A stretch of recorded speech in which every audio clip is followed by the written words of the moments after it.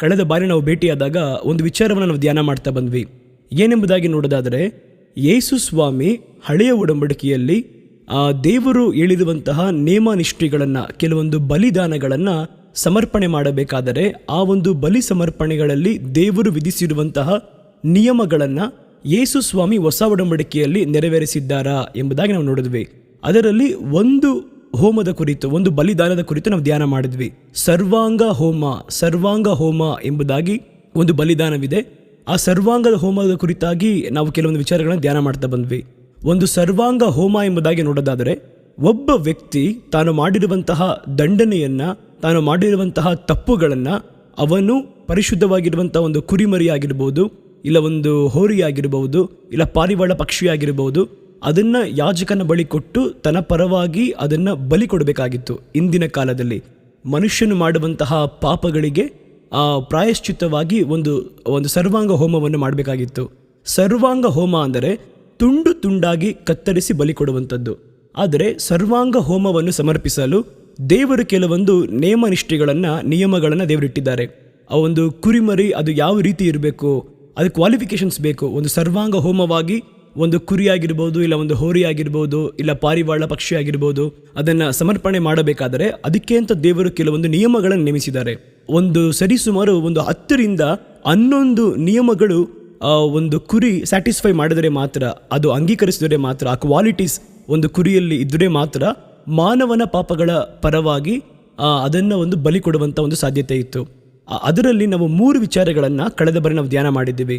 ಮೊದಲನೇ ಕಂಡೀಷನ್, ಇದೆಲ್ಲ ಯಾವುದ್ರಲ್ಲಿ ನಾವು ಓದಿದ್ವಿ ಅಂತ ನೋಡೋದಾದರೆ, ಯಾಜಕಕಾಂಡ 1ನೇ ಅಧ್ಯಾಯದಲ್ಲಿ ಈ 11 ಕಂಡೀಷನ್ಸ್ ಯಾವುದ್ಯಾವುದೆಲ್ಲ ಒಂದು ಕುರಿಮರಿ ನೆರವೇರಿಸಬೇಕು, ಸ್ಯಾಟಿಸ್ಫೈ ಮಾಡಬೇಕು, ಸರ್ವಾಂಗ ಹೋಮವಾಗಿ ಸಮರ್ಪಣೆಯಾಗಬೇಕಾದರೆ, ಒಬ್ಬ ವ್ಯಕ್ತಿಯನ್ನು ಪಾಪದಿಂದ ಬಿಡಿಸಲು ಒಂದು ಕುರಿ ಅಲ್ಲ ಒಂದು ಹೋರಿ ಇಲ್ಲ ಒಂದು ಪಾರಿವಾಳ ಆಗಿರ್ಬೋದು, ಇದು ಬಂದು ಬಲಿ ಸಮರ್ಪಣೆಯಾಗಿ ಕೊಡಬೇಕಾದರೆ ಯಾವ ಕ್ವಾಲಿಟೀಸ್ನ ಸ್ಯಾಟಿಸ್ಫೈ ಮಾಡಬೇಕು ಅಂತ 11 ವಿಚಾರಗಳು ದೇವರಾತ್ಮರು ಯಾಜಕಕಾಂಡ 1ನೇ ಅಧ್ಯಾಯದಲ್ಲಿ ಬರೆದಿಟ್ಟಿದ್ದಾರೆ.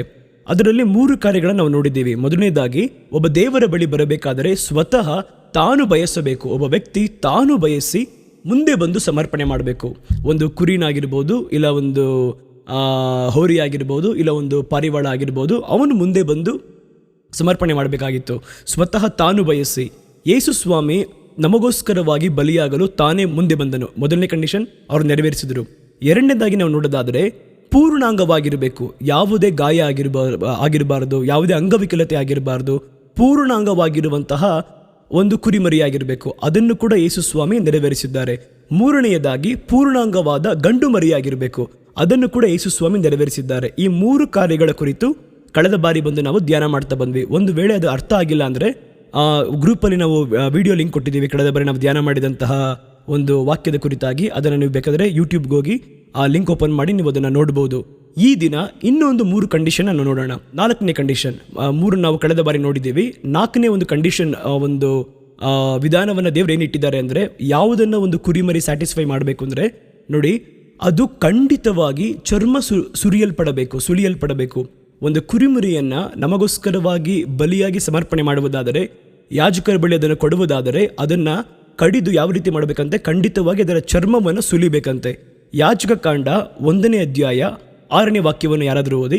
ಯಾಜಕಕಾಂಡ 1ನೇ ಅಧ್ಯಾಯ 6ನೇ ವಾಕ್ಯ. ಮತ್ತು ಅವನು ಆ ಪಶುವಿನ ಚರ್ಮವನ್ನು ಸುಲಿದು ಅದರ ದೇಹವನ್ನು ತುಂಡು ತುಂಡಾಗಿ ಕಡಿಯಬೇಕು. ನಾವು ದೇಹವನ್ನು ತುಂಡು ತುಂಡಾಗಿ ಕಡಿಯೋದು ಆಮೇಲೆ ಬರೋಣ.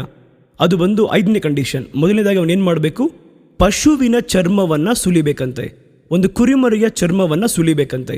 ನೋಡಿ, ದೇವರು ನಮ್ಮ ಬಳಿ ಮಾತಾಡುವಂಥ ಕಾರ್ಯಗಳೆಲ್ಲವೂ ಒಂದು ಸಾಮ್ಯದ ರೂಪದಲ್ಲಿ ಮಾತಾಡ್ತಾರೆ. ನೀವು ಹೊಸ ಒಡಂಬಡಿಕೆಯಲ್ಲಿ ನೋಡಿರ್ಬೋದು, ದೇವರು ಸಾಮ್ಯಗಳ ಮುಖಾಂತರವಾಗಿ ತನ್ನ ಗೂಢಾರ್ಥಗಳನ್ನು, ಪರಲೋಕ ರಾಜ್ಯದ ಕುರಿತಾಗಿರುವಂಥ ಗೂಢಾರ್ಥಗಳನ್ನು ಸಾಮ್ಯಗಳ ರೂಪವಾಗಿ ದೇವರು ಬಂದು ಹೇಳ್ತಾ ಇದ್ರು. ಉದಾಹರಣೆಗೆ ಕೀರ್ತನೆಗಳು 78ನೇ ಅಧ್ಯಾಯ 2ನೇ ವಾಕ್ಯ, ನಾನು ಬಾಯ್ದೆರೆದು ಸಾಮ್ಯ ರೂಪವಾಗಿ ಉಪದೇಶಿಸುವೆನು, ಪೂರ್ವಕಾಲದ ಗೂಢಾರ್ಥಗಳನ್ನು ಹೊರಪಡಿಸುವೆನು. ಅಂದರೆ ದೇವರು ರಹಸ್ಯಗಳನ್ನು ಮನುಷ್ಯನ ಬಳಿ ಮಾತಾಡಬೇಕಾದ್ರೆ ಹೆಂಗೆ ಮಾತಾಡ್ತಾ ಇದ್ರಂತೆ, ಒಂದು ಸಾಮ್ಯದ ರೂಪವಾಗಿ ಮಾತಾಡ್ತಾ ಇದ್ರಂತೆ, ಸಾಮ್ಯದ ರೂಪವಾಗಿ ಉಪದೇಶ ಮಾಡ್ತಾ ಇದ್ರಂತೆ. ಅದರೊಳಗೆ ಗೂಢಾರ್ಥಗಳು ಅಡಕವಾಗಿದ್ವು. ಆ ಥರ ಇಲ್ಲಿ ಚರ್ಮವು ಸುಲಿಯಲ್ಪಡಬೇಕು ಎಂಬುದಾಗಿ ನೋಡೋದಾದರೆ, ಚರ್ಮ ಅನ್ನುವುದು ಯಾವುದಕ್ಕೆ ಹೋಲಿಕೆಯಾಗಿದೆ, ಯಾವುದಕ್ಕೆ ಸಂಕೇತವಾಗಿದೆ ಎಂಬುದಾಗಿ ನಾವು ನೋಡೋದಾದರೆ, ಚರ್ಮ ಎನ್ನುವಂಥದ್ದು ನೀತಿಗೆ ಹೋಲಿಕೆಯಾಗಿದೆ. ಉದಾಹರಣೆಗೆ ವಸ್ತ್ರ ಅನ್ನೋದು ಯಾವುದಕ್ಕೆ ಹೋಲಿಕೆ ಆಗಿದೆ? ದೇವರು ವಸ್ತ್ರದ ಕುರಿತಾಗಿ ಮಾತಾಡ್ತಾರೆ ಅಂದರೆ ಯಾವುದಕ್ಕೆ ಹೋಲಿಕೆ ಆಗಿದೆ? ಅದು ಬಂದು ವಸ್ತ್ರ ಎನ್ನುವಂಥದ್ದು ರಕ್ಷಣೆಗೆ ಹೋಲಿಕೆಯಾಗಿದೆ. ಇಲ್ಲ ಜೀವಜಲ ಎನ್ನುವುದು ಯಾವುದಕ್ಕೆ ಹೋಲಿಕೆಯಾಗಿದೆ? ಜೀವಜಲ ಎನ್ನುವಂಥದ್ದು ಪವಿತ್ರಾತ್ಮನಿಗೆ ಹೋಲಿಕೆಯಾಗಿದೆ. ಓಕೆ, ನಾವು ಒಂದು ಉದಾಹರಣೆಯನ್ನು ನೋಡೋಣ. ಕಲ್ಲು ಅನ್ನೋದು ಯಾವುದಕ್ಕೆ ಹೋಲಿಕೆಯಾಗಿದೆ? ಕಲ್ಲು ಎನ್ನುವಂಥದ್ದು ಹಳೆಯ ಒಡಂಬಡಿಕೆಯ ಕಾಲದ ಕಮ್ಯಾಂಡ್ಮೆಂಟ್ಸ್, ನೇಮ ನಿಷ್ಠೆಗಳು, ಧರ್ಮ ಪ್ರಮಾಣಗಳಿಗೆ ಹೋಲಿಕೆಯಾಗಿದೆ. ಒಂದು ಉದಾಹರಣೆ ನಾವು ನೋಡೋಣ. ನೋಡಿ, ಹಳೆಯ ಒಡಂಬಡಿಕೆಯ ಕಾಲದಲ್ಲಿ ದೇವರು ಯಾವುದರ ಮೇಲೆ ದಶಾಜ್ಞೆಗಳನ್ನು ಬರೆದುಕೊಟ್ಟರು? ಮೋಶೆಗೆ ಕಲ್ಲುಗಳ ಮೇಲೆ ಬರೆದುಕೊಟ್ಟರು. ಆ ಕಲ್ಲು ಎನ್ನುವಂಥದ್ದು ಕಮ್ಯಾಂಡ್ಮೆಂಟ್ಸ್, ನೇಮ ನಿಷ್ಠೆಗಳಿಗೆ ಅದು ಬಂದು ಹೋಲಿಕೆಯಾಗಿದೆ. ಮಾರ್ಕನು ಬರೆದ ಸುವಾರ್ತೆ 5ನೇ ಅಧ್ಯಾಯ 1ರಿಂದ 5ನೇ ವಾಕ್ಯ ನಾನೇ ಓದ್ತೀನಿ, ಗಮನಿಸಿ. ಆಮೇಲೆ ಅವರು ಸಮುದ್ರದ ಆಚೆ ದಡಕ್ಕೆ ಗೆರಸೇನರ ಸೀಮೆಗೆ ಮುಟ್ಟಿದರು. ಆತನು ದೋಣಿಯಿಂದ ಇಳಿದು ಬಂದ ಕೂಡಲೇ ದೆವ್ವ ಹಿಡಿದವನೊಬ್ಬನು ಸಮಾಧಿಯ ಗವಿಗಳೊಳಗಿಂದ ಆತನೆದುರಿಗೆ ಬಂದನು. ಅವನಿಗೆ ಸಮಾಧಿಯ ಗವಿಗಳೇ ವಾಸಸ್ಥಳವಾಗಿದ್ದವು. ಅವನನ್ನು ಅನೇಕ ಸಾರಿ ಬೇಡಿಗಳಿಂದಲೂ ಸರಪಣಿಗಳಿಂದಲೂ ಕಟ್ಟಿದರು. ಅವನು ಸರಪಣಿಗಳನ್ನು ಕಿತ್ತು ಬೇಡಿಗಳನ್ನು ಮುರಿದು ಹಾಕಿದನು. ಅವನನ್ನು ಇನ್ನು ಯಾರು ಸರಪಣಿಯಿಂದಾದರೂ ಕಟ್ಟಲಾರದೆ ಹೋದರು. ಅವನನ್ನು ಹತೋಟಿಗೆ ತರುವುದಕ್ಕೆ ಯಾರಿಂದಲೂ ಆಗಲಿಲ್ಲ. ಅವನು ನಿತ್ಯ ರಾತ್ರಿ ಹಗಲು ಸಮಾಧಿಯ ಗವಿಗಳಲ್ಲಿಯೂ ಗುಡ್ಡಗಳಲ್ಲಿಯೂ ಆರ್ಭಟಿಸುತ್ತಾ ಕಲ್ಲುಗಳಿಂದ ತನ್ನನ್ನು ಕಡಿದುಕೊಳ್ಳುತ್ತಾ ಇದ್ದನು. ನಾವೆಲ್ಲರೂ ಇದನ್ನು ನಮ್ಮ ಆರಾಧನೆಗಳಲ್ಲಿ, ಸಂಡೇ ಸರ್ವಿಸ್ಗಳಲ್ಲಿ ಈ ಮೆಸೇಜ್ ಕೇಳಿರ್ತೀವಿ. ಅಲ್ಲಿ ಒಬ್ಬ ವ್ಯಕ್ತಿ ದಂಡು ಎಂಬುದಾಗಿ ಕರೆಯಲ್ಪಡುವಂತಹ ದೆವ್ವಗಳ ಒಂದು ದೊಡ್ಡ ಗುಂಪು, ಲೇಗಿಯೋನ್ ಅಂತ ಕರೀತಾರೆ ಇಂಗ್ಲಿಷ್ ಬೈಬಲಲ್ಲಿ, ದೊಡ್ಡ ದಂಡು, ಅನೇಕ ದೆವ್ವಗಳಿರುವಂತಹ ಒಬ್ಬ ವ್ಯಕ್ತಿ ಎಲ್ಲಿದ್ದಾನೆ? ಗೆರಸೇನರ ಸೀಮೆಯಲ್ಲಿ ಒಬ್ಬ ವ್ಯಕ್ತಿ ಇದ್ದಾನೆ. ಅವನಿರುವಂಥ ವಾಸಸ್ಥಳ ಸಮಾಧಿಯಾಗಿದೆ. ಸಮಾಧಿಯಲ್ಲಿ ಅವನಿದ್ದಾನೆ. ಮತ್ತೆ ಅವನು ನೋಡಿ, ಅವನು ಬೆತ್ತಲೆಯಾಗಿದ್ದಾನೆ. ಉದಾಹರಣೆಗೆ ಮಾರ್ಕನು ಬರೆದ ಸುವಾರ್ತೆ 5ನೇ ಅಧ್ಯಾಯದಲ್ಲಿಲ್ಲ, ಲೂಕನು ಬರೆದ ಸುವಾರ್ತೆ ಇದೇ ಸಂಭವ ಲೂಕನು ಬರೆದ ಸುವಾರ್ತೆಯಲ್ಲೂ ಮುದ್ರಿತವಾಗಿದೆ, ಬರೆಯಲ್ಪಟ್ಟಿದೆ.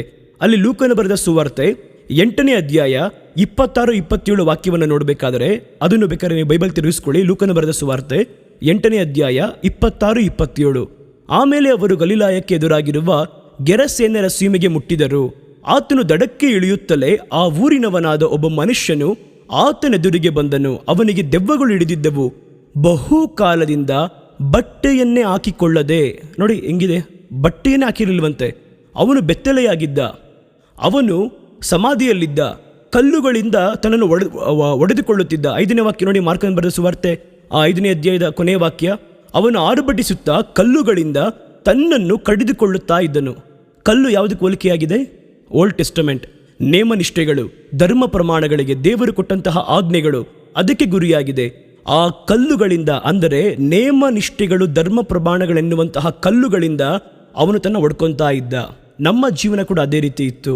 ನಾವು ನೇಮನಿಷ್ಠೆಗಳಿಗೆ ನಾವು ಒಳಗಾಗದ ರೀತಿಯಲ್ಲಿ ನಾವು ಒಳಗಾಗಲಿಲ್ಲ ಅಂದರೆ ಆ ನೇಮನಿಷ್ಠೆಗಳು ಎನ್ನುವಂತಹ ಕಲ್ಲಿನಿಂದ ನಾವು ಒಡೆಯಲ್ಪಡ್ತಾ ಇದ್ವಿ. ಆದರೆ ಯೇಸು ಸ್ವಾಮಿ ಅದರಿಂದ ಅವನ್ನ ಬಿಡಿಸ್ತಾರೆ. ಅದರಿಂದ ನೀವು ಕೆಳಗ ಅಧ್ಯಾಯವನ್ನು ನೀವು ಓದಿ ನೋಡೋದಾದರೆ, ಮಾರ್ಕನ ಬರೆದ ಸುವಾರ್ತೆ 5ನೇ ಅಧ್ಯಾಯ 1-5 ಆದಮೇಲೆ ನೀವು 6ನೇ ವಾಕ್ಯದಲ್ಲಿ ನೀವು ಕೆಳಗೆ ಓದ್ತಾ ಹೋದರೆ, ಊರು ಜನರೆಲ್ಲ ಬಂದು ನೋಡ್ತಾರೆ. ಯೇಸು ಸ್ವಾಮಿ ಅವನ್ನ ಬಿಡಿಸ್ತಾರೆ. ಅವನ್ನ ದೆವ್ವಗಳಿಂದ ಅವನಿಗೆ ಬಿಡುಗಡೆ ಕೊಡ್ತಾರೆ. ಊರು ಜನರೆಲ್ಲರೂ ಅವನ್ನ ಬಂದು ನೋಡಬೇಕಾದ್ರೆ, ಅವನು ಯೇಸುವಿನ ಪಾದದ ಬಳಿ ಬಟ್ಟೆ ಹಾಕಿದವನಾಗಿ ಸ್ವಸ್ಥ ಬುದ್ಧಿ ಉಳ್ಳವನಾಗಿದ್ದನು ಎಂಬುದಾಗಿ ಬರೆಯಲ್ಪಟ್ಟಿದೆ. ಬಟ್ಟೆ ಎಲ್ಲಿಂದ ಬಂತು? ಅವನು ಬೆತ್ತಲೆ ಆಗಿದ್ನಲ್ಲ. ಯೇಸು ಸ್ವಾಮಿ ಒಂದು ವೇಳೆ ಅವರು ಒಂದು ಪ್ರಯಾಣ ಮಾಡ್ತಾ ಬರಬೇಕಾದ್ರೆ ಒಂದು ಜೊತೆ ಬಟ್ಟೆ ಎತ್ತಿಟ್ಟಿರಿ ಅಂತ ಹೇಳಿರ್ಬೋದು ಬಹುಶಃ ತನ್ನ ಶಿಷ್ಯರಿಗೆ. ಯೇಸು ಸ್ವಾಮಿ ಆ ವಸ್ತ್ರವನ್ನು ಕೊಡದೆ ಅವನಿಗೆ ವಸ್ತ್ರ ಬರಲಿಕ್ಕೆ ಸಾಧ್ಯನೇ ಇಲ್ಲ. ನೋಡಿ, ಅವನು ಕಲ್ಲುಗಳಿಂದ ಹೊಡ್ಕೊತಾ ಇದ್ದ. ಅವನ ಮೇಲೆ ಇದ್ದಂತಹ ಆ ಒಂದು ನೇಮನಿಷ್ಠೆಗಳೆನ್ನುವಂತಹ ಹೊರೆಯನ್ನು ಯೇಸು ಸ್ವಾಮಿ ತೆಗೆದವನಿಗೆ ವಸ್ತ್ರವನ್ನು ಕೊಡ್ತಾರೆ. ಇದು ಒಂದು ಸಂಕೇತ. ನಾನು ಏನಕ್ಕೆ ಇದನ್ನು ಹೇಳ್ತಾ ಇದ್ದೀನಿ ಅಂದರೆ, ಚರ್ಮ ಎನ್ನುವಂಥದ್ದು ಒಂದು ಸಂಕೇತ. ಕಲ್ಲು ಅನ್ನೋದು ಯಾವ ರೀತಿ ಅದು ಒಂದು ಹಳೆ ಒಡಂಬಡಿಕೆಗೆ, ನೇಮನಿಷ್ಠೆಗಳಿಗೆ ಸಂಕೇತವಾಗಿದೆಯೋ, ಚರ್ಮ ಎನ್ನುವಂಥದ್ದು ನೀತಿಗೆ ಸಂಕೇತವಾಗಿದೆ. ನೋಡಿ, ಆದಿಕಾಂಡ 3ನೇ ಅಧ್ಯಾಯ 21ನೇ ವಾಕ್ಯವನ್ನು ಯಾರಾದರೂ ಓದಿ. ಆದಿಕಾಂಡ 3ನೇ ಅಧ್ಯಾಯ 21ನೇ ವಾಕ್ಯ. ಯೆಹೋವ ದೇವರು ಆದಾಮನಿಗೂ ಅವನ ಹೆಂಡತಿಗೂ ಚರ್ಮದ ಅಂಗಿಗಳನ್ನು ಮಾಡಿ ತೊಡಿಸಿದನು. ನೋಡಿ, ಈ ಆದಾಮ ಮತ್ತು ಅವ್ವ ಯಾವಾಗ ನೇಮನಿಷ್ಠೆಗಳಿಗೆ, ಅವರು ದೇವರ ಆಜ್ಞೆಗಳಿಗೆ ವಿಧಿಯರಾಗದೆ ಅವಿಧಿಯರಾಗಿ ಪಾಪ ಮಾಡುತ್ತಾರೋ, ಅವರ ಮೈ ಮೇಲಿದ್ದಂತಹ ಮಹಿಮೆಯ ವಸ್ತ್ರವನ್ನು ಬಿಟ್ಟು ಹೋಯಿತು. ಅವರು ಅನೀತಿವಂತರಾಗೋದ್ರು ಆ ಸ್ಥಳದಲ್ಲಿ. ಆ ಸಂದರ್ಭದಲ್ಲಿ ದೇವರಾದ ಯೇಸು ಕ್ರಿಸ್ತನು ಅವ್ರೇನು ಮಾಡಿದ್ರು ಅಂದರೆ, ಯೆಹೋವ ದೇವರು ಏನು ಮಾಡಿದ್ರು ಅಂದರೆ, ಇಲ್ಲಿ ನೋಡಿ, ಅಲ್ಲಿ ಯಾವ ಮೃಗ ಎಂಬುದಾಗಿ ಬರೆಯಲ್ಪಟ್ಟಿಲ್ಲ. ಚರ್ಮದ ಅಂಗಿಗಳನ್ನು ಮಾಡಿ ತೊಡಿಸಿದನು ಅಂತ ವಾಕ್ಯದಲ್ಲಿ ಬರೆಯಲ್ಪಟ್ಟಿದೆ. ನಾವು ಉದಾಹರಣೆಗೆ ನಮ್ಮ ಎಕ್ಸಾಂಪಲ್ಗೆ ಕುರಿಮರಿ ಅಂತಲೇ ಇಟ್ಕೊಳ್ಳೋಣ. ಒಂದು ಕುರಿಯ ಚರ್ಮವನ್ನು ದೇವರು, ಒಂದು ಕುರಿಯನ್ನು ಕಡಿದು ಆ ಕುರಿಯ ಒಂದು ಚರ್ಮವನ್ನು ತೆಗೆದು ಆದಾಮನಿಗೂ ಅವನ ಹೆಂಡತಿಗೂ ಏನು ಮಾಡಿಕೊಡ್ತಾರೆ, ಬಟ್ಟೆ ಮಾಡಿ ದೇವರು ತೊಡಿಸ್ತಾರಂತೆ. ಅಂದರೆ ಅದರ ಅರ್ಥ ಏನು? ಆದಾಮನ ಮೇಲೆ ಇದ್ದಂತಹ, ಅವ್ವಳ ಮೇಲೆ ಇದ್ದಂತಹ ಅವಿದ್ಯತ್ವದ ಸಲುವಾಗಿ ಉಂಟಾದ ದೊಡ್ಡ ಪಾಪ, ಆ ಪಾಪದಿಂದ ಅವರು ಅನೀತಿವಂತರಾದರು. ಅವರ ಅನೀತಿಯನ್ನು ಏನೂ ಪಾಪವನ್ನು ಮಾಡದಿರುವಂತಹ ಒಂದು ಕುರಿಮರಿಯ ಮೇಲೆ ಅದನ್ನು ಹೊರಿಸಿ, ಏನೂ ತಪ್ಪು ಮಾಡದಿರುವಂತಹ ನೀತಿಯ ಒಂದು ಜೀವಿತವನ್ನು ಜೀವಿಸುತ್ತಿದ್ದ ಆ ಕುರಿಮರಿಯ ಚರ್ಮ, ಅಂದರೆ ಆ ಚರ್ಮ ಎನ್ನುವುದು ನೀತಿಗೆ ಗುರುತಾಗಿದೆ. ಆ ನೀತಿಯ ವಸ್ತ್ರವನ್ನು ಯಾರ ಮೇಲೆ ಹಾಕಿದ್ರು? ಆದಾಮ ಮತ್ತು ಅವಳ ಮೇಲೆ ಹಾಕಿದರು. ಒಂದು ವೇಳೆ ಆ ಕುರಿಗೆ ಬಾಯಿದಿದ್ರೆ ಹೇಳ್ತಾ ಇತ್ತು, ನಾನು ಪಾಪ ಮಾಡಲಿಲ್ವಲ್ಲ, ನನ್ನ ಯಾಕೆ ದಂಡನೆ ಮಾಡ್ತಾ ಇದ್ದೀರಾ? ಆದರೆ ದೇವರು ನಿಮ್ಮನ್ನು ನನ್ನನ್ನು ಪ್ರೀತಿ ಮಾಡುವ ಸಲುವಾಗಿ ನಮ್ಮ ಪಾಪವನ್ನೆಲ್ಲ, ನಮ್ಮ ಅನೀತಿಯನ್ನೆಲ್ಲ ದೇವರು ತೆಗೆದು ಯಾವುದ್ರ ಮೇಲೆ ಹಾಕಿದ್ರು? ಆ ಕುರಿಮರಿ ಮೇಲೆ ಹಾಕಿದ್ರು. ಅದೇ ಅಲ್ಲಿ ವಾಕ್ಯದಲ್ಲಿ ಬರೆಯಲ್ಪಟ್ಟಿರುವುದು. ಆದಿಕಾಂಡ 3:21, ಯೆಹೋವ ದೇವರು ಆದಾಮನಿಗೂ ಅವನ ಹೆಂಡತಿಗೂ ಚರ್ಮದ ಅಂಗಿಗಳನ್ನು, ಅಂದರೆ ನೀತಿಯ ಅಂಗಿಗಳನ್ನು ಮಾಡಿ ತೊಡಿಸಿದನು. ಅದೇ ಥರನೇ ಯೇಸು ಸ್ವಾಮಿ ನಮ್ಮ ಭೂಮಿಯಲ್ಲಿ ಬಂದಾಗ ಅವರು ಏನು ಹೇಳಿದ್ರು? ನಮ್ಮ ಅನೀತಿಯನ್ನೆಲ್ಲ ಅವರ ಮೇಲೆ ಸ್ವೀಕಾರ ಮಾಡಿಕೊಂಡರು. ಶಿಲುಬೆಯ ಮೇಲೆ ನಮ್ಮ ಪಾಪವನ್ನೆಲ್ಲ ಅವರ ಮೇಲೆ ಸ್ವೀಕಾರ ಮಾಡಿಕೊಂಡರು. ನೀವು ಮತ್ತಾಯನು ಬರೆದ ಸುವಾರ್ತೆ 26ನೇ ಅಧ್ಯಾಯದಲ್ಲಿ ನೋಡಬೇಕಾದ್ರೆ, ಯೇಸು ಸ್ವಾಮಿ ಮಧ್ಯಾಹ್ನದ ಹೊತ್ತಿಗೆ ಶಿಲುಬೆಯಲ್ಲಿ ಇರಬೇಕಾದ್ರೆ ಒಂದು ಮಾತು ಹೇಳ್ತಾರೆ, ಇಲಾಹಿ ಇಲಾಹಿ ಲಾಮಾ ಸಬಕ್ತಾನಿ, ಓ ನನ್ನ ದೇವರೇ, ಓ ನನ್ನ ದೇವರೇ, ನನ್ನನ್ನು ಏಕೆ ಕೈ ಬಿಟ್ಟಿರಿ? ಅದರ ಅರ್ಥ ತಂದೆ ದೇವರನ್ನ ಕೈ ಬಿಟ್ಟರಂತೆ. ಯಾಕೆ ಹೇಳಿ? ನಮ್ಮ ಮೇಲೆ ಇದ್ದಂಥ ಅನೀತಿಯೆಲ್ಲ ಅವ್ರ ಮೇಲೆ ಹೊಟ್ಟೋಯ್ತು, ಅವ್ರ ಮೇಲೆ ಇದ್ದಂಥ ನೀತಿಯೆಲ್ಲ ನಮ್ಮ ಮೇಲೆ ಬಂದ್ಬಿಡ್ತು. ದೇವರು ಪರಿಶುದ್ಧನಾಗಿರುವುದರಿಂದ ನಮ್ಮನ್ನು ಪ್ರೀತಿ ಮಾಡಿದ ಸಲುವಾಗಿ ನಮ್ಮ ಅನೀತಿಯನ್ನು ಅವರ ಮೇಲೆ ಹಾಕಿ ಯೇಸು ಸ್ವಾಮಿಯನ್ನು ಕ್ಷಣ ಮಾತ್ರ ತನ್ನ ಸ್ವಂತ ಕುಮಾರನ ಕೈಗಳನ್ನು ಬಿಟ್ಟು ನಮ್ಮನ್ನು ಮೇಲೆತ್ತಿದ್ದರು. ಯೇಸು ಸ್ವಾಮಿಯನ್ನು ಕೈ ಬಿಟ್ಟು ತಂದೆ ದೇವರು ನಮ್ಮನ್ನು ಮೇಲೆತ್ತಿದ್ದರು. ಕ್ಷಣ ಮಾತ್ರ ನಮಗೋಸ್ಕರವಾಗಿ ದೇವರ ಚರ್ಮವು ಸುಲಿಯಲ್ಪಟ್ಟಿತು. ಇದರೇ ಅದರ ಅರ್ಥ. 4ನೇ ಕಂಡೀಷನ್ ಯಾವುದು? ಮೊದಲನೇ ಕಂಡೀಷನ್ ಬಂದು ಸ್ವತಃ ಅವರೇ ದೇವರ ಬಳಿಗೆ ಬಂದು ಒಪ್ಪಿಸಿಕೊಡ್ಬೇಕಂತ ಒಂದು ಕಂಡೀಷನ್, ಅದನ್ನು ದೇವರು ನೆರವೇರಿಸಿದರು. 2ನೇದಾಗಿ ಪೂರ್ಣಾಂಗವಾಗಿರಬೇಕು, ಅದನ್ನು ಯೇಸು ಸ್ವಾಮಿ ನೆರವೇರಿಸಿದ್ದಾರೆ. 3ನೇದಾಗಿ ಪೂರ್ಣಾಂಗವಾದ ಗಂಡು ಮರಿಯಾಗಿರಬೇಕು, ಗಂಡಾಗಿರಬೇಕು, ಅದನ್ನು ಯೇಸು ಸ್ವಾಮಿ ನೆರವೇರಿಸಿದ್ದಾರೆ. 4ನೇದಾಗಿ ಖಂಡಿತವಾಗಿ ಚರ್ಮ ಸುಲಿಯಲ್ಪಡಬೇಕು. ನಮಗೋಸ್ಕರವಾಗಿ ನಮ್ಮ ಅನೀತಿಯನ್ನು ದೇವರು ತೆಗೆದುಹಾಕಿ ತನ್ನ ನೀತಿಯ ಚರ್ಮವನ್ನು ನಮ್ಮ ಮೇಲೆ ಯೇಸು ಸ್ವಾಮಿ ಒದಿಸಿದರು.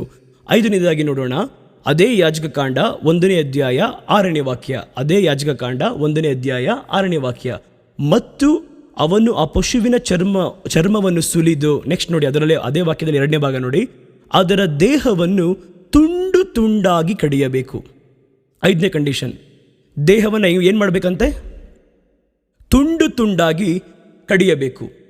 ಸರಿ, ದೇಹವನ್ನು ತುಂಡು ತುಂಡಾಗಿ ಕಡಿಯೋದು ಅನ್ನೋದು ಎಲ್ಲಿ ಬರೆಯಲ್ಪಟ್ಟಿದೆ ನೋಡೋಣ. ಮತ್ತಾಯನ ಬರೆದ ಸುವಾರ್ತೆ 24ನೇ ಅಧ್ಯಾಯ 50-51. ಮತ್ತಾಯನ ಬರೆದ ಸುವಾರ್ತೆ 24ನೇ ಅಧ್ಯಾಯ 50-51.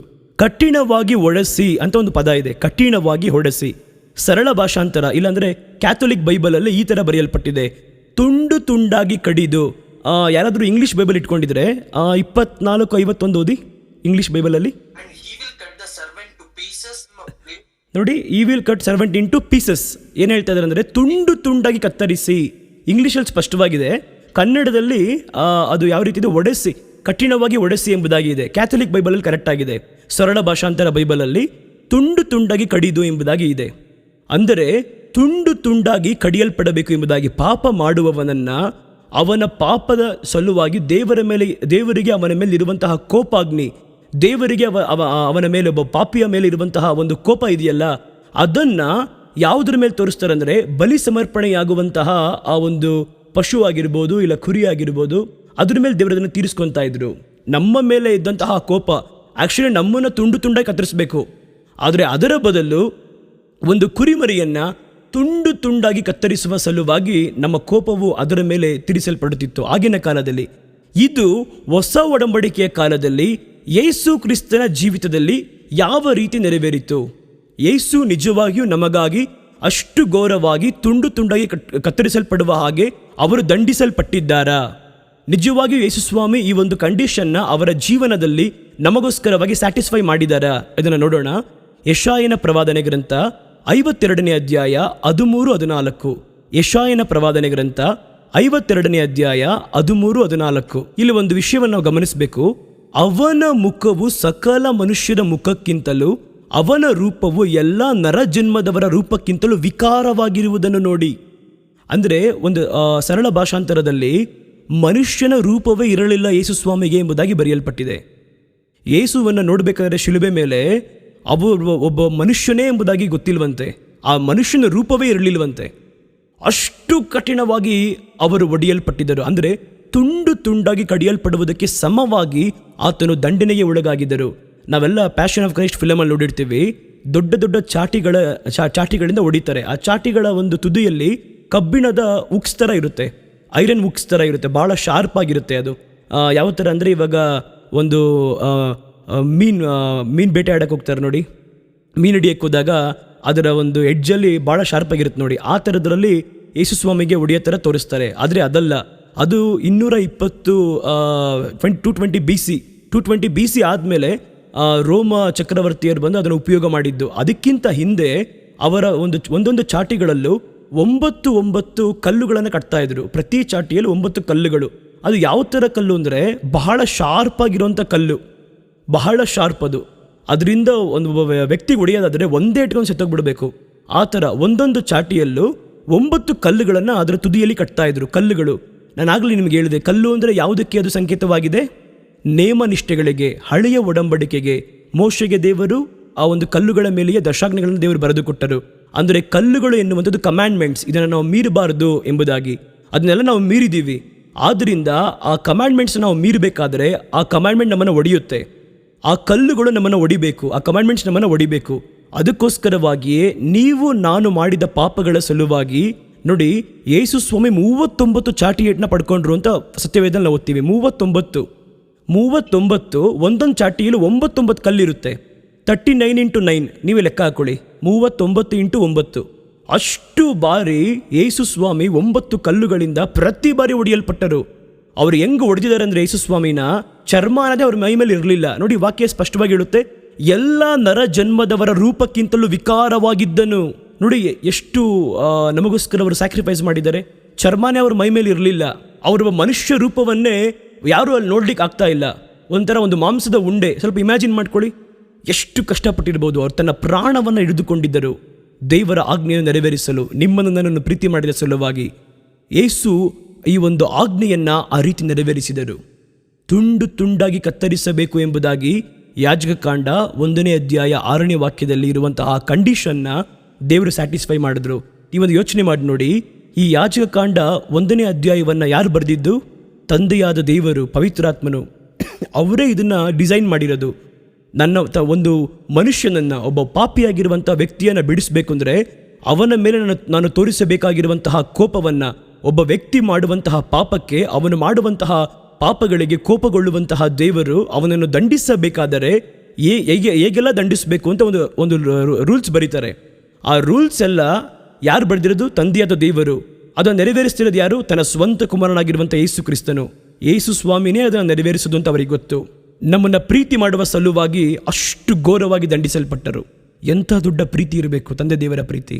ಯೇಸು ಸ್ವಾಮಿಯ ಪ್ರೀತಿ ಎಷ್ಟು ದೊಡ್ಡ ಪ್ರೀತಿ ಇರಬೇಕು ನೋಡಿ. ಅಪ್ಪ ಮಗ ಪವಿತ್ರಾತ್ಮ, ತಂದೆ ಮಗ ಪವಿತ್ರಾತ್ಮ, ಅವ್ರಿಗೆ ಗೊತ್ತಿರುವಂಥದ್ದು ಹೀಗೆ ಕೊಲ್ಲಲ್ಪಡಬೇಕು, ಈ ಆಜ್ಞೆಗಳನ್ನೆಲ್ಲ ನನ್ನ ಮಗ ಹೋಗಿ ನೆರವೇರಿಸಬೇಕು. ಇಂದಿನ ಕಾಲದಲ್ಲಿ ಕುರಿಮರಿನ ರೀತಿಯಾಗಿ ಅವರು ಬಲಿ ಕೊಡ್ತಾ ಇದ್ರು. ಪಾಪದಿಂದ ಅವರು ಪರಿಹಾರವಾಗಿ ಮಾಡ್ಕೊತಾ ಇದ್ರು, ಸರ್ವಾಂಗ ಹೋಮವಾಗಿ ಮಾಡಿ. ಆದರೆ ಯೇಸು ಸ್ವಾಮಿ ಆ ಯಜ್ಞದ ಕುರಿಯಾದ ಆತನು ಎಂಬುದಾಗಿ ನಾವು ಸತ್ಯವೇದದಲ್ಲಿ ಓದ್ತೀವಿ. ಆತನು ಯಜ್ಞದ ಕುರಿಮರಿ. ಅವರು ಅದೇ ಕಂಡೀಷನ್ಸ್ನ ಸ್ಯಾಟಿಸ್ಫೈ ಮಾಡಬೇಕು. ಅವರು ಇದನ್ನೆಲ್ಲ ಚಾಚು ತಪ್ಪದೆ ನೆರವೇರಿಸಿದರೆ ಮಾತ್ರ ನಮ್ಮ ಪಾಪಗಳಿಂದ ನಮ್ಮನ್ನು ಬಿಡಿಸಲು ಸಾಧ್ಯ. ಈ ಕಂಡೀಷನಲ್ಲಿ ಒಂದು ಫೇಲ್ ಆದರೂ ಕೂಡ ಅವ್ರು ನಮ್ಮನ್ನು ಬಿಡಿಸ್ಲಿಕ್ಕೆ ಸಾಧ್ಯ ಇಲ್ಲ. ನೋಡಿ, ದೇವರು ತುಂಡು ತುಂಡಾಗಿ ನಮಗೋಸ್ಕರವಾಗಿ ಸೀಳಲ್ಪಟ್ಟನು, ನಮಗೋಸ್ಕರವಾಗಿ ಅವನು ಹರಿಯಲ್ಪಟ್ಟನು. ದೇವರು ಈ ಒಂದು ಕಂಡೀಷನ್ನು ಕೂಡ, 5ನೇ ಕಂಡೀಷನ್, ತುಂಡು ತುಂಡಾಗಿ ಕತ್ತರಿಸಲ್ಪಡಬೇಕು ಎನ್ನುವಂಥ ಕಂಡೀಷನ್ನು ಕೂಡ ಅವರು ಸ್ಯಾಟಿಸ್ಫೈ ಮಾಡ್ತಾರೆ. 6ನೇದಾಗಿ ಒಂದು ಕಂಡೀಷನ್ ನೋಡೋಣ. ಈ ದಿನ ನಾವು ಕೊನೆ ಕಂಡೀಷನ್ ನೋಡೋಣ, ಯಾಕೆಂದರೆ ಇದು ಹೊಸ ವರ್ಷವಾಗಿರುವುದರಿಂದ ನಾವು ಕೆಲವೊಂದು ಪ್ರಾರ್ಥನೆಗಳನ್ನು ಮಾಡೋಣ. ನಾನು ಭಾಳ ಬೇಗ ಮುಗಿಸ್ತೀನಿ. ಇನ್ನು ಒಂದೇ ಒಂದು ಕಂಡೀಷನ್ ನೋಡಿ, ನಾವು ನೆಕ್ಸ್ಟ್ ಟೈಮ್ ನಾವು ಭೇಟಿಯಾಗಬೇಕಾದ್ರೆ ಇನ್ನು ಉಳಿದಿರುವಂಥ ಕಂಡೀಷನ್ಸ್ ನೋಡೋಣ. ಇಲ್ಲಿವರೆಗೂ ನಾವು 5 ಕಂಡೀಷನ್ ನೋಡಿದ್ದೀವಿ. 6ನೇದಾಗಿ ಯಾಜಕಕಾಂಡ 1ನೇ ಅಧ್ಯಾಯ 9ನೇ ವಾಕ್ಯ. ಯಾಜಕಕಾಂಡ 1ನೇ ಅಧ್ಯಾಯ 9ನೇ ವಾಕ್ಯ. ಅದರ ಕರುಳುಗಳನ್ನು ಕಾಲುಗಳನ್ನು ನೀರಿನಲ್ಲಿ ತೊಳೆದ ನಂತರ ಸಾಕು ಸಿಸ್ಟರ್. ನೋಡಿ ಅಲ್ಲಿ ಏನು ಬರೆಯಲ್ಪಟ್ಟಿದೆ? ಕರುಳುಗಳನ್ನು ಕಾಲುಗಳನ್ನು ನೀರಿನಿಂದ ತೊಳೆಯಬೇಕಂತೆ. ಕರುಳುಗಳನ್ನು ಕಾಲುಗಳನ್ನು ನೀರಿನಿಂದ ತೊಳೆಯಬೇಕು. ಈ ಕಂಡೀಷನ್ ಶಿಲುಬೆ ಮೇಲೆ ಯೇಸು ಸ್ವಾಮಿ ಇರಬೇಕಾದರೆ ನೆರವೇರ್ತಾ ಇದನ್ನು ನಾವು ನೋಡೋಣ. ಯೋಹಾನನು ಬರೆದ ಸುವಾರ್ತೆ 19ನೇ ಅಧ್ಯಾಯ 34ನೇ ವಾಕ್ಯ. ಯೋಹಾನನು ಬರೆದ ಸುವಾರ್ತೆ 19ನೇ ಅಧ್ಯಾಯ 34ನೇ ವಾಕ್ಯ. ಆದರೂ ಸಿಪಾಯಿಗಳಲ್ಲಿ ಒಬ್ಬನು ಈಟಿಯಿಂದ ಅವನ ಪಕ್ಕೆಯನ್ನು ತಿವಿದನು, ತಿವಿದ ಕೂಡಲೇ ರಕ್ತವು ನೀರು ಹೊರಟಿತು. ನೋಡಿ, ಒಬ್ಬ ಸಿಪಾಯಿ ಹೋಗಿ ತಿವಿತಾ ಇದ್ದಾನೆ. ಅವನು ತಲೆಯಲ್ಲಿ ತಿವಿಬೋದಾಗಿತ್ತು, ಕೈಕಾಲಲ್ಲಿ ತಿವಿಬೋದಾಗಿತ್ತು, ಇಲ್ಲ ಹೊಟ್ಟೆಯಲ್ಲಿ ತಿವಿಬೋದಾಗಿತ್ತು. ಅವನು ನೋಡಿ ಸರಿಯಾಗಿ ಪಕ್ಕೆಯನ್ನು ತಿವಿತಾ ಇದ್ದಾನೆ. ಪಕ್ಕೆ ಅಂದರೆ ನಮ್ಮ ಶ್ವಾಸಕೋಶ ಇದೆಯಲ್ಲ, ಲಂಗ್ಸ್ ಇದೆಯಲ್ಲ, ಅದರ ತಳಭಾಗದಲ್ಲಿರುವಂಥದ್ದು ಪಕ್ಕೆ ಎನ್ನುವಂಥದ್ದು. ಅದರ ಹಿಂದೆ ಲಂಗ್ಸಲ್ಲಿ ಶ್ವಾಸಕೋಶದಲ್ಲಿ ಯಾವಾಗಲೂ ನೀರು ತುಂಬಿರುತ್ತೆ. ನೀರು ರಕ್ತ ಎರಡೂ ಇರುತ್ತೆ, ಬೇರೆ ಎಲ್ಲೂ ನಮ್ಮ ದೇಹದಲ್ಲಿ ಇರುವುದಿಲ್ಲ. ಅಲ್ಲಿ ಅಧಿಕ ಪಕ್ಷವಾಗಿರುವಂಥ ನೀರು ಶ್ವಾಸಕೋಶದಲ್ಲಿ ಲಂಗ್ಸಲ್ಲಿ ಇರುತ್ತೆ. ಅವನು ಎಲ್ಲಿ ಬೇಕಾದ್ರೂ ತಿವಿಬೋದಾಗಿತ್ತು. ಅವನು ಯಾಕೆ ಪಕ್ಕೆಯಲ್ಲೇ ತಿವಿದ? ಈ ಕಂಡೀಷನ್ ನೆರವೇರಬೇಕಾಗಿತ್ತು ಶಿಲುಬೆ ಮೇಲೆ ಇರಬೇಕಾದ್ರೆ. ಏನ ಕಂಡೀಷನ್ನು? ಕರಳುಗಳನ್ನು ಕಾಲುಗಳನ್ನು ನೀರಿನಲ್ಲಿ ತೊಳೆಯಬೇಕು. ನೋಡಿ, ಅವನು ಚುಚ್ಚಿದ ತಕ್ಷಣ ರಕ್ತ ಮಾತ್ರ ಬರಲಿಲ್ವಂತೆ. ಆ ಸಿಪಾಯಿಗಳಲ್ಲಿ ಒಬ್ಬನು ಈಟಿಯಿಂದ ಆತನ ಪಕ್ಕೆಯನ್ನು ತಿವಿದನು, ತಿವಿದ ಕೂಡಲೇ ರಕ್ತವು ನೀರು ಹೊರಟಿತು. ಆ ನೀರು ಹೊರಟಂತಹ ನೀರು ಆತನ ಕರುಳುಗಳನ್ನು, ಯಾಕೆಂದರೆ ಅವನ ಮೈ ಮೇಲೆ ಇವಾಗ ಚರ್ಮ ಇಲ್ಲ, ಅವಯವಗಳೆಲ್ಲ ಹೆಂಗೆ ನೇತಾಡ್ತಾ ಇದೆ, ಆ ಥರ ಒಂದು ಪರಿಸ್ಥಿತಿ. ನಾವು ಭಾಳ ಡೀಸೆಂಟಾಗಿ ನೋಡ್ತಾ ಇದ್ದೀವಿ ಫಿಲಮಲ್ಲಿ ಆಗಿರ್ಬೋದು, ಇಲ್ಲ ನಾವು ಓದೋದಾಗಿರ್ಬೋದು. ನೋಡಿ, ಇಷ್ಟು ಕಠಿಣವಾಗಿ ಅವರು ಅನುಭವಿಸಿದ್ದಾರೆ. ನಾವು ಎಷ್ಟು ಬಾರಿ ಯೇಸುಸ್ವಾಮಿಯ ಶಿಲುಬೆ ಯಾತ್ರೆಯನ್ನು ಸತ್ಯವೇದದಲ್ಲಿ ಓದೋದಾದರೂ ಕೂಡ ನಮ್ಮ ಕಣ್ಣಲ್ಲಿ ನೀರು ಬರುತ್ತೆ. ಯೋಚನೆ ಮಾಡಿ ನೋಡಿ, ನಾವೊಂದು ಸೀರಿಯಲ್ ನೋಡಬೇಕಾದ್ರೆ, ಇಲ್ಲ ಅಥವಾ ಒಂದು ಫಿಲಮ್ ನೋಡಬೇಕಾದ್ರೆ, ಯಾವುದೋ ಒಂದು ಎಮೋಷ್ನಲ್ ಸೀನ್ ನೋಡಿದ ತಕ್ಷಣ ನಮಗೆ ಗೊತ್ತಿಲ್ಲದೆ ಅಳ್ತಾ ಇರ್ತೀವಿ. ಆದರೆ ಸತ್ಯವೇದದಲ್ಲಿ ಯೇಸುಸ್ವಾಮಿಯ ಕುರಿತಾಗಿ ಧ್ಯಾನ ಮಾಡಬೇಕಾದ್ರೆ, ಆತನ ಶಿಲುಬೆಯ ಯಾತ್ರೆಯ ಕುರಿತಾಗಿ ಒಂದು ಇಮ್ಯಾಜಿನೇಷನ್ ನಾವು ಮಾಡಬೇಕಾದ್ರೆ ನಿಜವಾಗಿಯೂ ಎಷ್ಟು ಮಂದಿ ಕಣ್ಣಲ್ಲಿ ನೀರು ಬಂದಿದೆ ನಮಗೆ. ಅಷ್ಟು ಘೋರವಾಗಿ ನಿಮ್ಮನ್ನು ನನ್ನನ್ನು ಪ್ರೀತಿ ಮಾಡುವ ಸಲುವಾಗಿ ಆತನ ಶಿಲುಬೆಯಲ್ಲಿ ಬಲಿಯಾಗಿದ್ದಾನೆ. ಪ್ರತಿ ಕಂಡೀಷನ್ ನೆರವೇರಿಸಿದ್ದಾರೆ. ನಮ್ಮನ್ನು ಪಾಪದಿಂದ ಬಿಡಿಸುವ ಸಲುವಾಗಿ ಪಕ್ಕಿಯಲ್ಲಿ ತಿವಿಯಲ್ಪಟ್ಟಾಗ ಒಬ್ಬ ವ್ಯಕ್ತಿ ಶರೀರದಲ್ಲಿ ಮಿನಿಮಮ್ ಒಂದು 5 ಲೀಟರ್ಸ್ ನೀರಿರುತ್ತೆ. ಈ ಕೊನೆಯದಾಗಿ ಒಬ್ಬ ವ್ಯಕ್ತಿ ಸಾಯುವ ಮುನ್ನ ನೀರೆಲ್ಲ ಎಲ್ಲಿ ಬಂದು ಸ್ಟೋರ್ ಆಗುತ್ತೆ ಅಂದರೆ, ಮೈಯಲ್ಲಿರುವಂಥ ನೀರೆಲ್ಲ ಡಿಹೈಡ್ರೇಟ್ ಆಗಿ ಬತ್ತಿ ಹೋಗಿ ಕೊನೆಯದಾಗಿ ಶ್ವಾಸಕೋಶದಲ್ಲಿ ಬಂದು ಸೇರುತ್ತೆ. ಒಬ್ಬ ವ್ಯಕ್ತಿಯ ಒಬ್ಬ ಮನುಷ್ಯನ ಒಂದು ದೇಹದಲ್ಲಿ ಸೈಂಟಿಫಿಕಲಿ ನೋಡಿ, ಕರೆಕ್ಟಾಗಿ ಅವನ ಪಕ್ಕೆಯಲ್ಲಿ ತಿವಿತಾನೆ. ತಿವಿದ ತಕ್ಷಣ ರಕ್ತವು ನೀರು ಹೊರಟಿತ್ತು. ನೀರು ಹೊರಟು ಆತನ ಕರುಳುಗಳನ್ನು ತೊಡೆ ಕಾಲುಗಳನ್ನು ತೊಳೆಯಿತು. ಈ ಕಂಡೀಷನ್ನ ಕೂಡ ಯೇಸುಸ್ವಾಮಿ ನೆರವೇರಿಸ್ತಾರೆ. ನಾವು ಇಲ್ಲಿವರೆಗೂ 6 ಕಂಡೀಷನ್ ನೋಡಿದ್ದೀವಿ. ಮೊದಲನೇದಾಗಿ ತಾನಾಗಿ ಸ್ವತಃ ಮುಂದೆ ಬಂದು ಪಾಪಕ್ಕೋಸ್ಕರವಾಗಿ ಯಜ್ಞಾರ್ಪಿತವಾಗಿ ಬಯಸಿ ಮುಂದೆ ಬಂದು ಒಪ್ಪಿಸ್ಕೊಡ್ಬೇಕು. ಎರಡನೇದು ಬಂದು ಪೂರ್ಣಾಂಗವಾಗಿರಬೇಕು. ಮೂರನೇದು ಬಂದು ಪೂರ್ಣಾಂಗವಾಗಿರುವಂಥ ಗಂಡ ಆಗಿರಬೇಕು. ನಾಲ್ಕನೆಯದಾಗಿ ಚರ್ಮವು ಸುಲಿಯಲ್ಪಡಬೇಕು. ಐದನೆಯದಾಗಿ ತುಂಡು ತುಂಡಾಗಿ ಕತ್ತರಿಸಲ್ಪಡಬೇಕು. ಆರನೆಯದಾಗಿ ಕರುಳುಗಳನ್ನು ಕಾಲುಗಳನ್ನು ನೀರಿನಲ್ಲಿ ತೊಳೆಯಬೇಕು. ಇನ್ನು 5 ಕಂಡೀಷನ್ಸ್ ಇದೆ. ನಾವು ಮುಂದಿನ ವಾರಗಳಲ್ಲಿ ಅದರ ಕುರಿತಾಗಿ ನಾವು ಧ್ಯಾನ ಮಾಡೋಣ. ಅವರು ನಮಗೋಸ್ಕರವಾಗಿ ಏನು ಮಾಡಿದ್ದಾರೆ ಎಂಬುದಾಗಿ ಪ್ರತಿ ದಿನವೂ ಕೂಡ ಶಿಲುಬೆಯ ಯಾತ್ರೆಯನ್ನು ನಾವು ಧ್ಯಾನ ಮಾಡಲೇಬೇಕು. ಅದನ್ನು ನಮ್ಮ ಜೀವನದಲ್ಲಿ ನಾವು ಮರಿಲೇಬಾರ್ದು. ಯಾವಾಗ ಪ್ರಾರ್ಥನೆ ಕುಂತರೂ ಕೂಡ ಕಣ್ಣೀರಿಲ್ಲದೆ ನಾವು ಹೊರಗೆ ಬರಬಾರ್ದು ಪ್ರಾರ್ಥನೆಯ ಕೊನೆಯಿಂದ. ಅಷ್ಟು ದೇವರು ನಮಗೆ ಒಳಿತನ್ನು ಮಾಡಿದರೆ ಅದ್ಭುತ. ಇನ್ನೂ ನಮಗೆ ಟೈಮ್ ಇಲ್ಲ, ಇನ್ನು ವಿವರಿಸ್ತಾ ಹೋದರೆ ಅನೇಕ ಕಾರ್ಯಗಳು ಹಳೆ ಒಡಂಬಡಿಕೆಯಲ್ಲಿ ದೇವರು ಉಂಟು ಮಾಡಿರುವಂತಹ ನೇಮನಿಷ್ಠೆಗಳನ್ನು ಚಾಚು ತಪ್ಪದೆ ಯೇಸುಸ್ವಾಮಿ ಪ್ರತಿ ಕಂಡೀಷನ್ಸ್ನ ನೆರವೇರಿಸಿ ಶಿಲುಬೆಯಲ್ಲಿ ನಮಗೋಸ್ಕರವಾಗಿ ಆತನು ಬಲಿಯಾದನು. ಇನ್ನು 5 ಕಂಡೀಷನ್ಸ್ ಇದೆ. ನಾವು ಮುಂದಿನ ವಾರಗಳಲ್ಲಿ ನಾವು ಕೇಳೋಣ.